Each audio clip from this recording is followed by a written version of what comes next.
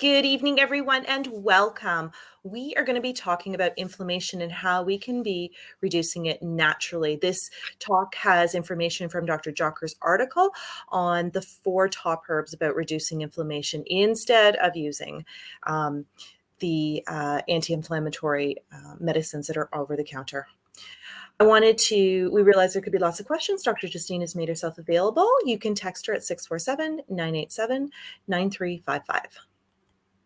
So I wanted to welcome Dr. Justine and Dr. Udani. So Dr. Justine is here with us. She's the leader of Justine Blainey Wellness Center, of a natural healthcare team. She's also a chiropractor. She's a passionate leader in the community and advocate. And she really does want you to have optimal health.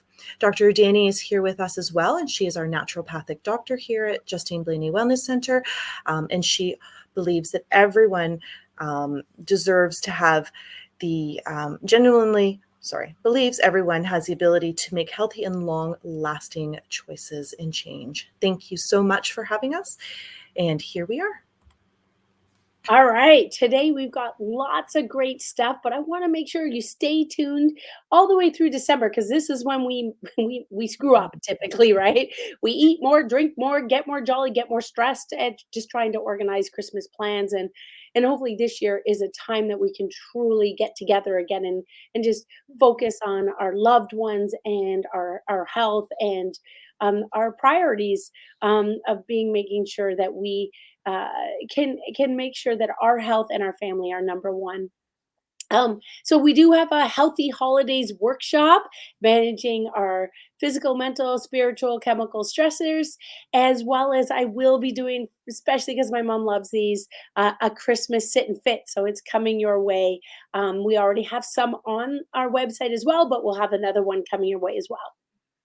All right. Today's topic from Dr. Jockers is the 4 herbs that can help reduce inflammation. Constantly, Dr. Udani and I are hearing people about I have swelling, I have inflammation, I have pain, or I have, something like a fatty liver. I have other areas, organs that are stressed and they're stressed by inflammation. It doesn't always have to be pain. So today our focus is here on to help you because we get asked all the time, so what can I do at home, doc? What can I do to help myself naturally? And this is where we're going today. So the 4 top herbs to deal with inflammation. And inflammation can affect us in radical ways. It can really damage your body. And one of the things that people don't think about is forgetfulness. Like you forgot your list or you run up the stairs to get something, you're like, "Oh crap, what did I come upstairs for?" Or you think you'll remember something, I'll write it down after the phone call and then, "Oh shoot, what was I supposed to write down?" So that forgetfulness, memory decline, getting lost, getting to a location, not necessarily driving and not knowing how you got there. It increases heart risks, different types of growth of abnormal cells, affecting your digestion. Inflammation is not just about the pains in your joints in your back and your neck or your elbow, your knee, your hip. It does affect digestion, muscle loss, weight gain. Many times people say, I'm eating less, doc, but I keep gaining weight. Like, why is that? Or why am I hitting these plateaus? I'm doing everything right, but I can't lose weight anymore. It does affect our skin. You know, yeah, you see some people and they're 50 and they look 80, and then you see someone who's 70 and they look 40. Like, why is that? So we're going to be talking about that, and of course, how it can affect joint mobility. So inflammation is a big topic, and these 4 herbs that Dr. Udani is going to share with you are things that you can do at home. Yeah, so first we want to kind of maybe let's dive deep into what inflammation is, right? So I'm sure all of us have experienced a cut, or a bruised or sprained ankle. And, in those cases, inflammation is actually a good thing because it's telling the body, hey, something's wrong. I need this to be healed. So that's why you get a little bit of swelling, a little redness, sometimes pain, but it goes away over time, right? So this inflammatory response is when it's short term is a good thing. So but what happens is when it's over time, when you're experiencing inflammation chronically, that's when it starts to become bad. That's when all those symptoms that Dr. Justine mentioned you start to experience those symptoms. It's because in the body, when you have chronic stimulus of inflammation, you're always something's always triggering you. There's always something going on, and what happens with that is you're always on edge. Like, your body is always alert, and your immune system is always looking for whatever's causing the inflammation, and it's causing a lot of damage to the body, a lot of wear and tear. And sometimes these symptoms can be very non-specific. Like Dr. Justine mentioned, sometimes it could just be that you're having memory issues, or you're like, I can't lose this weight. What's going on? But these are symptoms of a chronic inflammation that's happening. Okay. So the difference between acute short-term inflammation versus chronic inflammation is that short-term is like you get a cut or you're healing. It's a good response, but it's only when it's over time and you keep having this inflammation, that's when it becomes bad. So this is how inflammation can affect the body. So over time, it can affect basically all of your organs. So, considering your brain, your heart, your muscles, it can cause like a muscle loss. So I see a lot of patients actually come in with lots of trigger point pain. So especially like on your shoulders, because of stress that we have these days, so much pain on the shoulders, so much tightness in the muscles. So that's a sign of inflammation.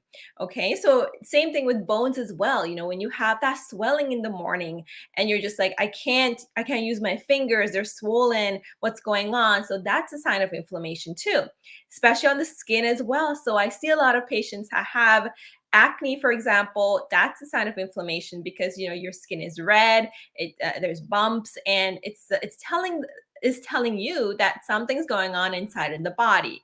And it can affect your thyroid, your lungs, your gut for sure too. I see a lot of gut issues, a lot of acid reflux, bloating, indigestion. Those are all also symptoms of inflammation too. So it can affect basically every part of the body. And this is why we got to figure out how can we lower inflammation naturally and holistically. So these are the 7 factors that can cause inflammation. So number 1 is eating that inflammatory food. So we've done so many talks about inflammatory foods and how we can switch it up. So I really highly recommend that you do look into this. We have so many talks about easy ways you can adapt it. And then the other causes of inflammation in the body is, if you can go the slide previous, there you go, blood sugar imbalances. So I'm going to talk a little bit about this. Leaky gut syndrome. This is so common that I see so much that we have to figure out how can we heal your gut. Chronic stress. These days we're under so much stress, but it is possible to manage it, and we can do it with the right natural techniques.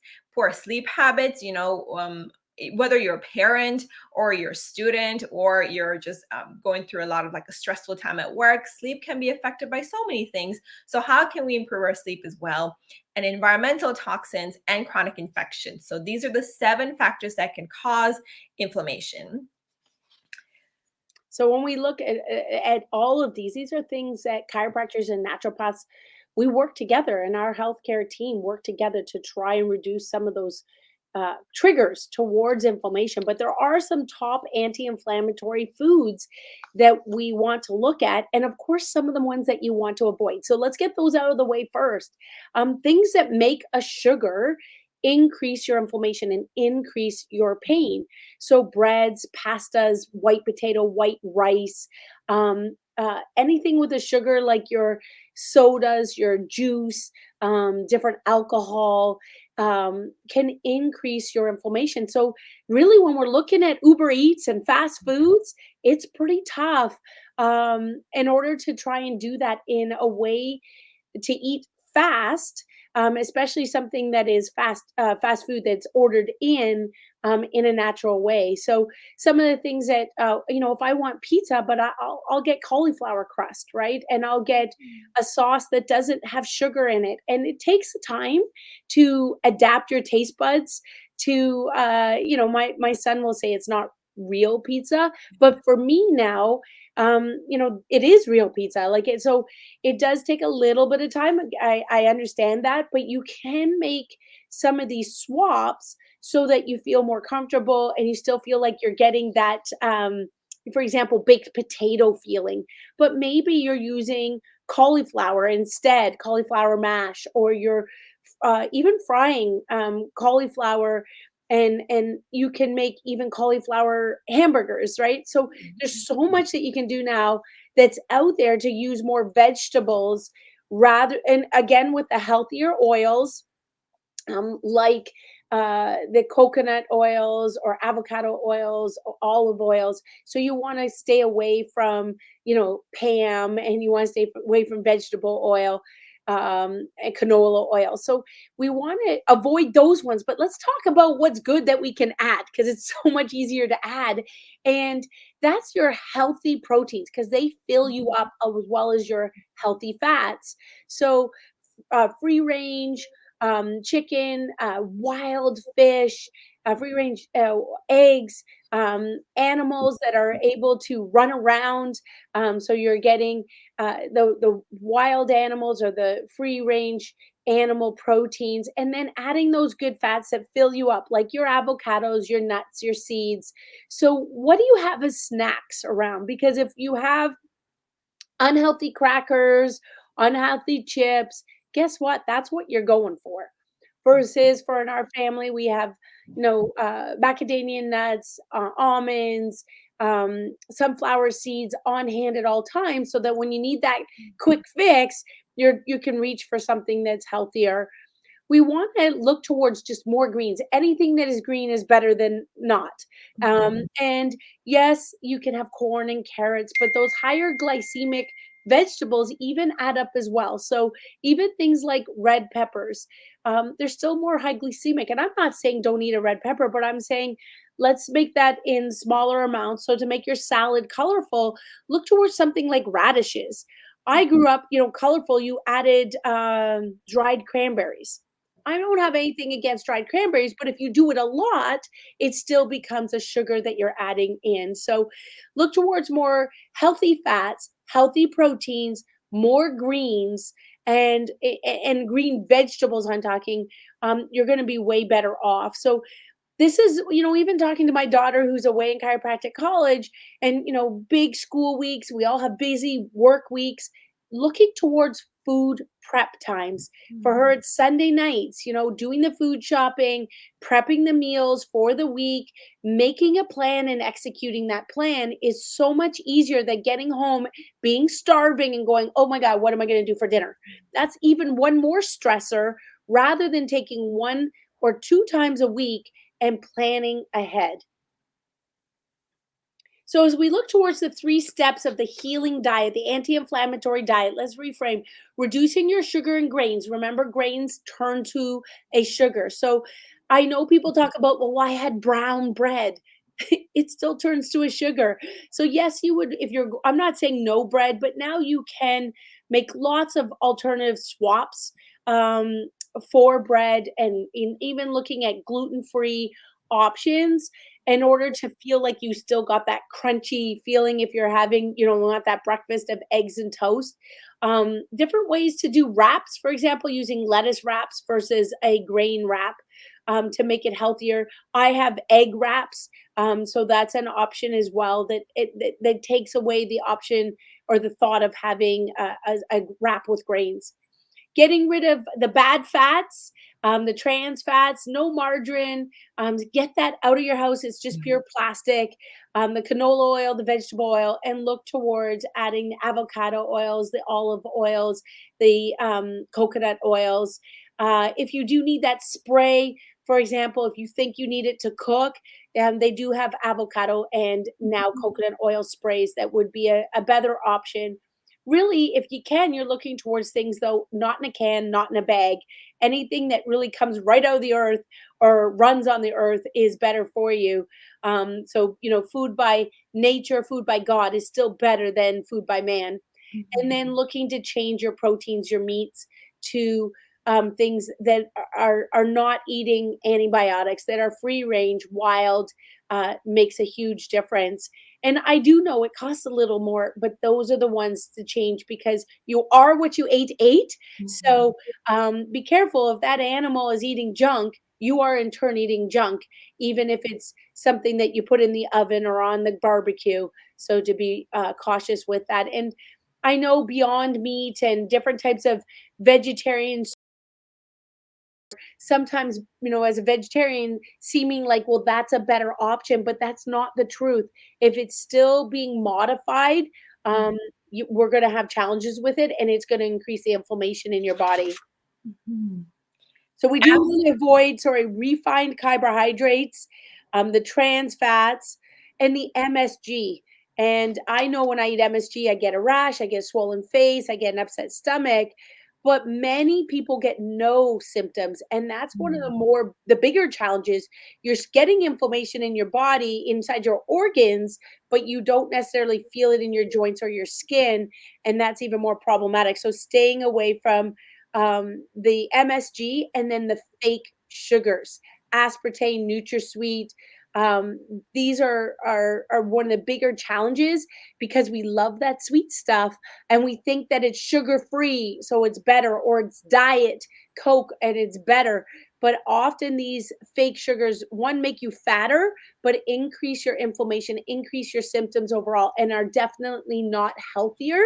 And the more you have sweet things, in fact, they have shown the more hungry you become, Mhm. and you actually eat more calories rather than just having the real deal, pure maple syrup, pure honey, xylitol, monk fruit would be better. Coconut or cane would still be better options if you really need that sweet taste.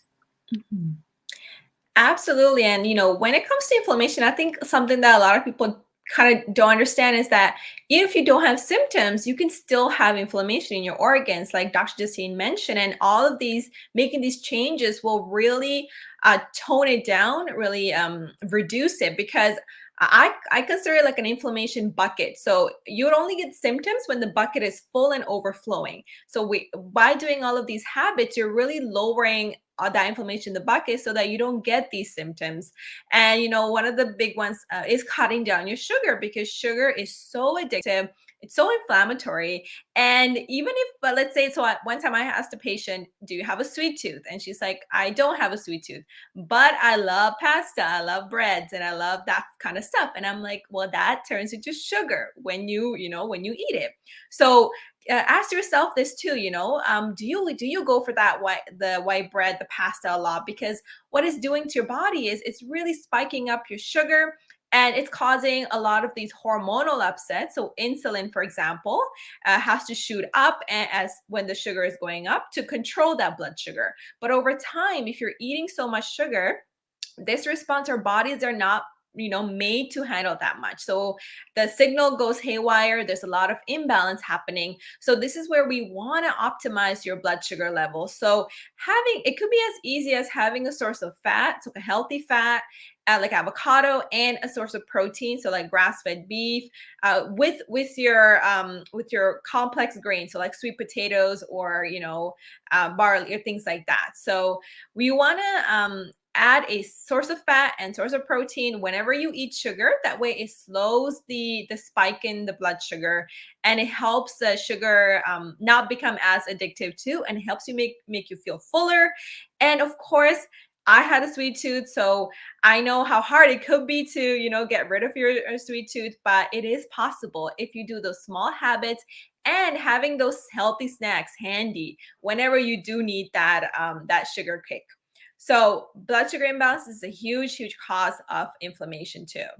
And then, of course, leaky gut. So if you have any kind of bloating, if you wake up with bloating, or you have a lot of gas, I know it can be a little embarrassing to admit it, or you feel like you just can't lose that belly fat, chances are you probably have a leaky gut. So leaky gut is where, all these food particles and bacteria actually passes through, and our immune system is surprised, and immune system starts to attack everything. So you get this huge inflammation going on.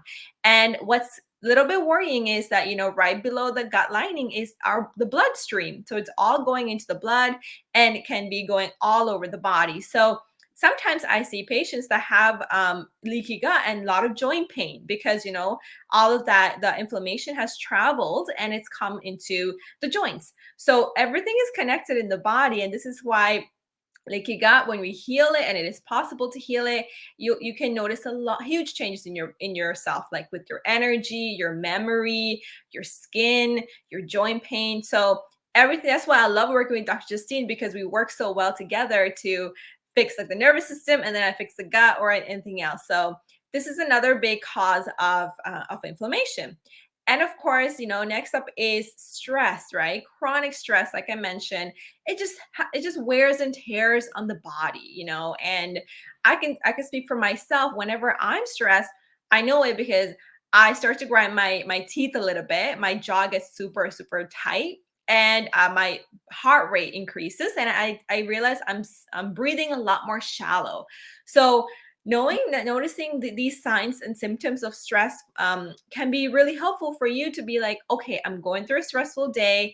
Let me take a breather. Let me, step outside, go for a nice nature walk, because even those small habits help lower that stress and help. It kind of like switches it off. So that really helps your body kind of repair and heal. So lots of symptoms of stress, sleep issues is a big one. You might have like acid reflux. Some people get that. Breathing, like shallow breathing, you're not getting that deep breath our body needs with lots of oxygen. So if you recognize these stress symptoms, you can find habits that can slow down the effects of stress in the body, because over time, it wears and tears on so many organs. And we talk a lot about stress. I love talking about stress. So, and ways to reduce it. So if you are ever finding yourself stuck, please come talk to me. Come talk to anyone at the clinic. Actually, we'd love to help you with how to deal with it, especially in these days. I just want And to add to that, Dr. Udani, and she's right. Like our team is there to help you with stress, but this affects all of us differently. Whether it's anxiety, heart racing, feeling like you can't make decisions, you're stuck, but also just lack of patience. An example is you say something you didn't mean. I know my husband, for example, just tired last night, and harshly said, "Turn off the light in the bathroom," as I was just getting ready for bed, and I know that's not him, you just less patience for your loved ones, and usually your loved ones are the ones that are gonna be able to tell you the truth that you're not yourself right now, and so when we think about these chronic areas of stress increasing our inflammation, remember that it's not only affecting your health, but it can be affecting those that you love around you. They typically, unfortunately, may get the worst of you. And so this is a time to think about how you can manage stress better to reduce your own inflammation, but and also to support others. This also comes out in things like headaches, that for many people, brain fog, and then that affects work performance, and that's super important. To support our own families for advancement, and in times making crucial decisions that affect your workforce or your own family work life balance. Yes, exactly. And when you talk about family, like the thought came to me that especially children, when we're stressed, we can sometimes take it out on our kids, and kids are like sponges. They see, they absorb, they start to change their habits too. So it's really important to kind of see how maybe your family members will be like a benchmark to see, am I going through a stressful day? Am I more irritable than I should be? So yeah, And that's a great point. we can remember now that wearing masks a lot, and we're required to do so, but that does create a stress on our body, and it's stress for children. So to have those breaks from Mhm. masks, everybody just looking at a healthy way to have a break, something that doesn't offend or scare anyone else. I'm not advocating for that, but making sure that you do get the breaks to just get a good breath, a few breaths. On a regular basis is super important. And when you are alone, um, take the time to breathe properly to reduce your stress. And then, so taking the mask breaks and definitely changing them regularly so that they're not wet. If they're moist, it's time to replace it.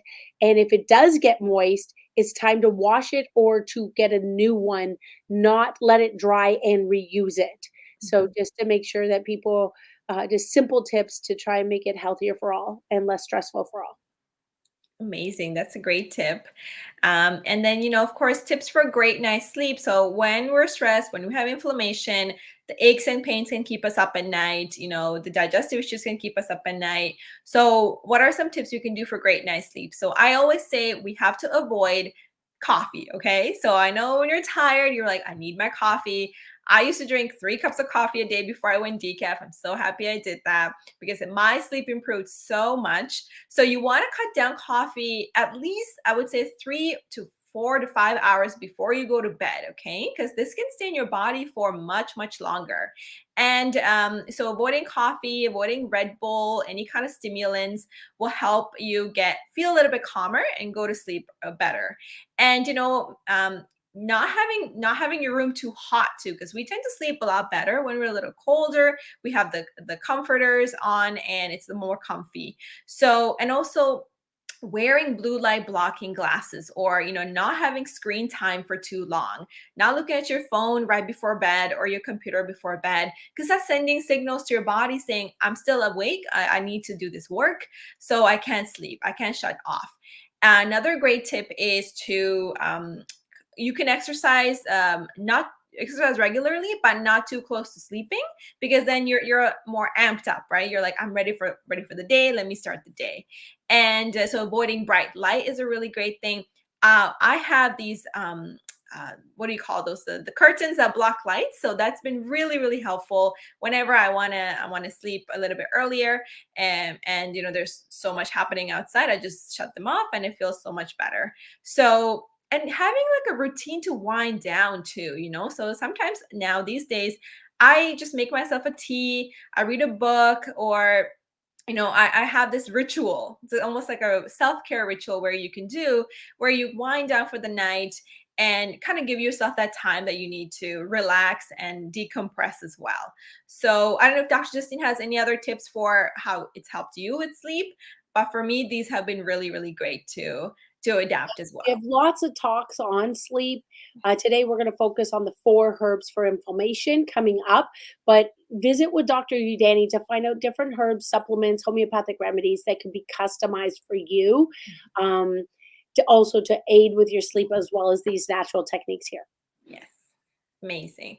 So when we think about environmental toxins, these are things like pesticides, things that like the air pollution, if you're in the subway, for example, that air is always recirculated. There's so much dust in the air. And, things like what we eat. So if we're eating processed foods, there's a lot of toxins in it, like food dyes and things like that. So our body has ways to eliminate it especially through our liver, our kidneys, and through our digestive system. But if these are too clogged up or too overwhelmed, this process of elimination kind of doesn't work as well, and then it starts to go to our other organs. So our skin, for example, will start to show. So you can get a lot of rashes, a lot of acne. So we have to make sure our detoxification process is working well, our liver is optimized. So even if you have something like a fatty liver, that's affecting how the liver is functioning. So this is where I can come in to help you to support liver health, support kidney health, digestive health. So that way this detoxification is working optimally, so that when you are exposed to these toxins, it's not staying in your body, it's getting out of your body.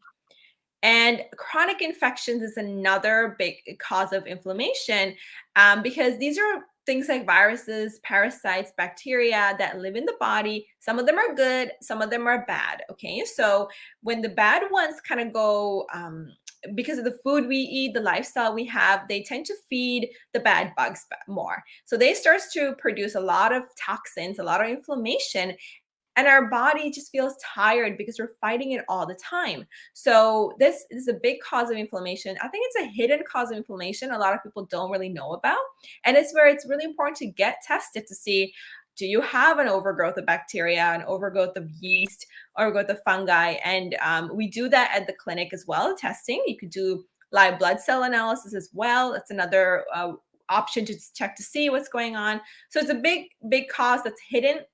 A lot of people don't know about is a hidden cause of inflammation.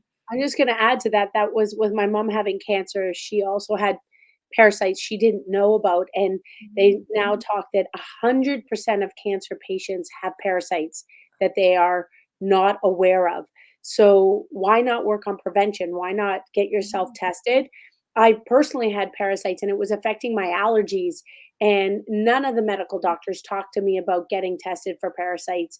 It was only as I was diving in to find out ways to manage my severe allergies that I learned about parasites and had to do some cleanses to remove them. And even like a gross topic is worms. A lot of times people don't realize that they could have a worm.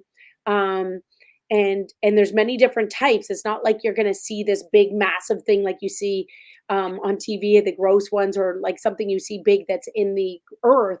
Sometimes the worms are just millimeters long, and they are affecting your body's ability to deal with inflammation, your body's ability to digest foods, and it's harder to find out if you have them. So having dealt with it, it's certainly something that I recommend everybody get tested because it can affect symptoms of inflammation, and you're just you're not understanding the true cause of your problem, and that's why you want to see a naturopath to get checked fully. Absolutely, absolutely. We got to get to the root cause to figure out what's going on.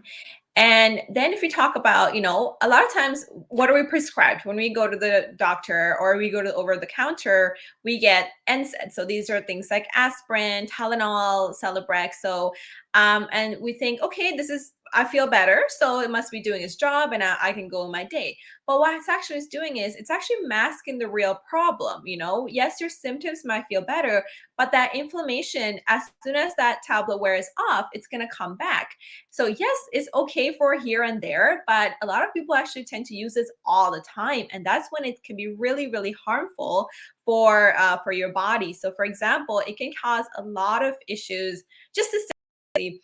Things like ulcers. You can get a lot of digestive upsets. You can even have hearing loss, so issues with hearing, heart failure, liver failure, allergic reactions. A lot of people are these days are getting more and more allergic reactions to NSAIDs, and you can even have something as serious as a miscarriage because of using these too much. So this is where you want to be careful when using these NSAIDs, because it's not really helping heal the real cause of inflammation. It's just more for a band-aid, and over time, it's going to cause a lot more other upsets in the body and more damage things. So be aware, and if you do have these in your cupboard, yes, you can use them here and there, but I do not recommend using them long term. And there are other options you can do that we just talked about as well that could be a lot more useful for you.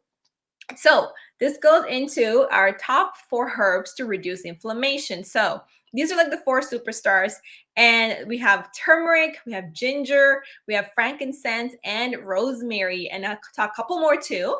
And so let's dive deep into these herbs. So curcumin, which is a component of turmeric. So turmeric is a root. Like if you've seen the yellow spice, so that is turmeric, and it's used in a lot of, like in my culture, we use it a lot. It has a very healing, amazing taste to it too. You can even make it in lattes. You can put some turmeric in your oat milk and drink it like that too with some pepper. So there's a lot of incredible health benefits of turmeric, and it is, it's great for your liver. It's very liver protective.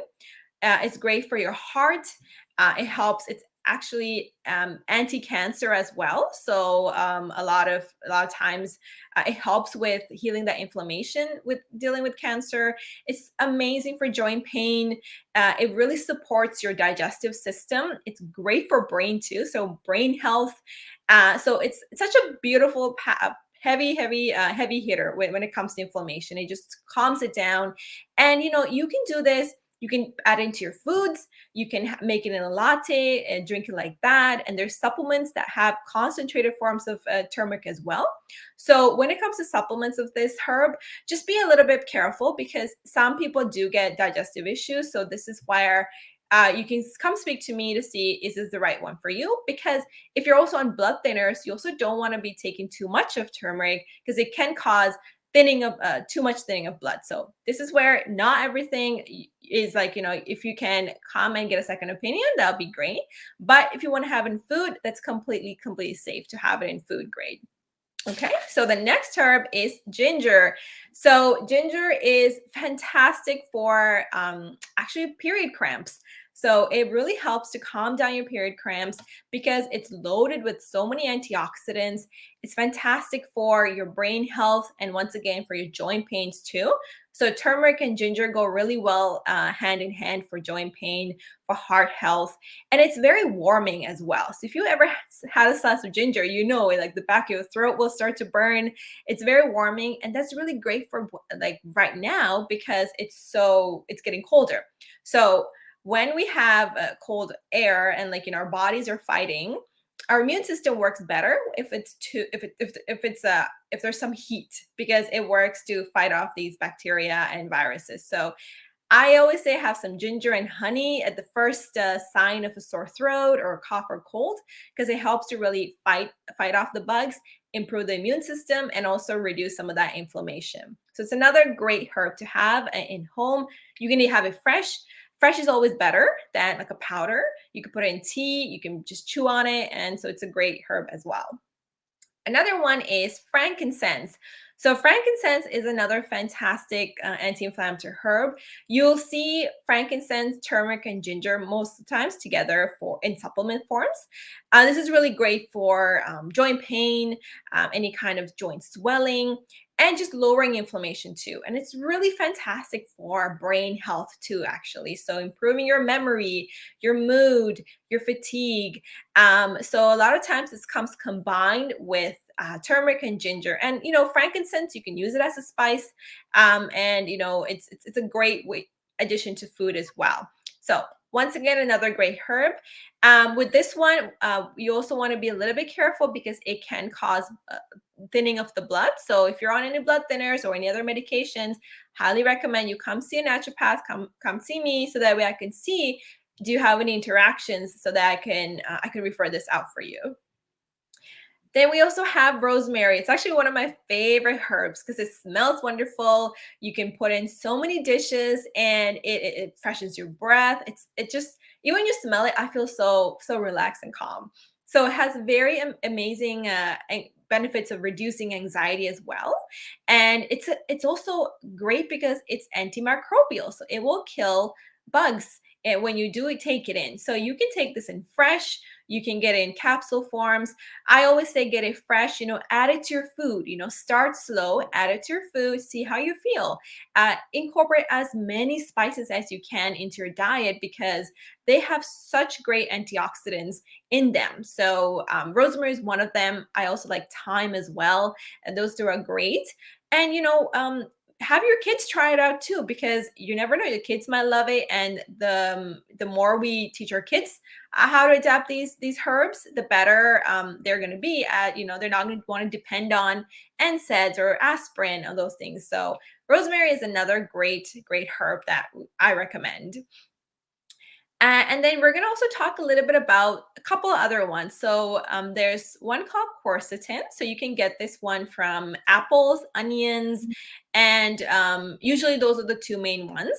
And rutin. Rutin is another one you can find in it's a form of fiber, but bioflavonoids is what they are. So they are the color. They're the ones that brings color to your fruits, your vegetables, and you want to have as much of that color in your plate as possible because all of that color is saying that this has a lot of antioxidants in it that fights that inflammation, calms down that inflammation. So my biggest tip with the bioflavonoids is add as much color into your diet. Okay, the more colorful it is, the better it is. And these are the systemic enzymes. It's another one that Dr. Jocker mentions and promotes. And because this is his article, we want to support what he's saying as well and honor that. So these enzymes are they're anti-inflammatory, and what they do is they usually are used to break apart scar tissue or any kind of restrictions that the inflammation could have caused in the body. And they can help with clearing out and cleaning blood as well. And what I mean by that is just kind of helping sweep away any kind of dead blood cells, that they're not working as well. And they can really help our immune system. They can fight viruses. So this is something that if you're interested in more, just let me know. I'd love to help you more about figure out what it is, because there are different types of enzymes, and you also don't want to take too many of these at once because they can give you a little bit of stomach upsets. Okay. And this is something that Dr. Jocker promotes. This is a supplement. And, I personally don't think everybody needs a supplement, because with the dietary changes, that's our biggest foundation for reducing your inflammation is having a good diet that Dr. Justine mentioned as well. So, but this is because of his article, and we want to honor him as well. So this is a supplement that he promotes that can help with the inflammation, lowering it, that contains all of those herbs that we mentioned before. Because with inflammation, we want to put as much antioxidants as possible. And that's why we want to have that good, healthy anti-inflammatory foods in our diet, right? Lots of color, lots of grass-fed meats or free-range eggs or chickens, lots of healthy fats like nuts and seeds. So think of that as the foundation and supplements as secondary. So because no amount of supplements will help you with your inflammation if you don't have a good diet. Okay, so that's where we can come and help you. Good diet and lifestyle together. Thank you so much, Dr. Udani. So again, those 4 herbs, they're easy to add in: the turmeric, the rosemary, the thyme. Getting those into our foods on a regular basis. One of the things for me, I used to do water, because you kind of get bored maybe of just regular water, but adding ginger and lemon and making like an ice tea almost, but having that in the fridge as the go-to. Ginger and lemon, you can make it so much healthier for us to have those antioxidants easy to grab, right? Versus grabbing a soda or a pop. But when we have this good foundation, we talked about the nutrition is a good foundation. Our nervous system controls how we actually digest that good food, those good um, uh, minerals and vitamins, and how our body manages stress. So, as a chiropractor, what I'm an expert at is, and all chiropractors are expert as checking your spine and your nervous system to see how it's functioning. That's why we do all of our tests: our posture, our range of motion, our scans, our palpation, our orthopedic neurological tests, to check how the spine and nervous system's functioning, so that you can manage stressors better, whether they be spiritual, chemical, physical, or emotional stressors, even before you have pain, even if it's just you're sluggish, or you're feeling low energy, or you just want to have less anxiety, less tension. Getting your spine nervous system is an amazing way to function better. And there's so many techniques, whether it's techniques as light as you touch your eyelid. I know there's lots of these videos with big cracking all over. That isn't for everybody. That certainly isn't a one size fit all. That isn't healthcare. In our team, in our office, we have numerous techniques. As a chiropractor, of gentle techniques with instruments, or with the Thompson tables, or by hand. And it's the same thing with Dr. Udani. As a naturopath, there's a whole bag of tricks, whole bag of techniques and ways to support somebody with their health and with their inflammation. And as a team, Dr. Udani and I can help you best and try and find the right techniques. But the key about this is great communication. We want to hear from you. We want to listen to you to understand what's working for you. And if it's going great, awesome. But if it isn't, okay, what do we try next in a natural way? And we need to sometimes, fine tune things along the way with your communication with a team, to get the best approach possible to reduce your inflammation, what you feel and what you don't feel. So always feel free. We do complimentary meet and greets, and that can be virtually or in person to ask questions in order to get the best of both of us, to get the best of our team. So stay tuned with us and share these 4 herbs, this amazing talk with friends and family. And stay tuned for our Christmas talk so that we stay healthier, don't gain the 10 pounds over Christmas. We're able to be our best, more energetic for the ones that we love, for service and giving back in our community. We will have our sit and fit, a 10-minute, 15-minute way to get those exercises. Don't even need to necessarily change your clothes, go anywhere, but just get our bodies moving during these times at Christmas holidays when we feel overtaxed for time. This is one of the best ways for you, for family and friends, just to get fit, just get a bit of movement because that'll help your circulation. And when you get moving, that helps your digestion, which helps your body manage stress and manage inflammation. So stay tuned with us. We will be having our toy drive. We'd love to help the Family Resource Center coming up. The toys go to women and their children in Brampton, just on Highway 10 there. They are always so grateful, so thankful for all of your donations in the past. So just please stay tuned. We love to give back. So you do get $5 off your chiropractic adjustments on that day. And we just want to serve our community and give back. And we do that together. Together, we can make a difference during these tough times. We look forward to New Year's goals and making the new year as healthy as possible. But don't wait to the new year. Start now. Start with sharing this information, connecting with us, and we look forward to being back with you as soon as possible. Thank you, Dr. Udani. Thank you, Dr. Justine. Thank you, everybody, for tuning in. Have a great evening.